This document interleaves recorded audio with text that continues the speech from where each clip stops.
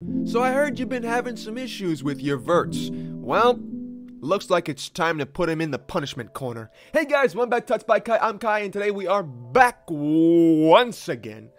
And we're taking a look at something extremely cool. And when I say extremely, I mean very. So I'm gonna go ahead and demonstrate while I'm talking here. So I'm just gonna grab a quick little circle here, and I have this circle set to 5 vertices. It can be set to anything. I'm going to set it to something a little bit higher. We're going to set it to maybe 15. We'll set it to 15. All right, so if I were to go ahead and take a look at this circle now in edit mode, you can see if I hit tab to go into edit mode, and I go to vertices select mode, you can see we have all these vertices on the edge, but we don't actually have more than one face. So it's kind of like this is really incorrect. So if I want to actually move this down by hitting G, it's going to start doing something really weird, and you can see exactly what it's doing right here. It's being really weird. And if I turn on ambient occlusion, you can probably see that this is being really weird. So obviously we have a single face, but Blender doesn't know what to do because, you know, it's getting pulled down, but there's not a face to pull with it, so it's kind of just like sliding down and like breaking in half. It's really weird.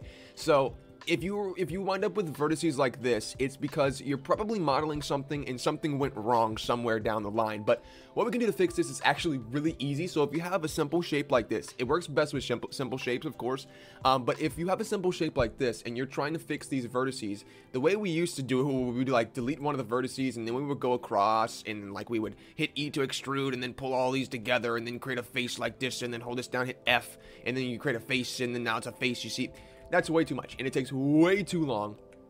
And a much easier way is literally this one-click thing right here. So we're gonna go ahead, and I'm going to grab all of these vertices, right? And I'm gonna go to face select mode, and I'm gonna right-click this mesh.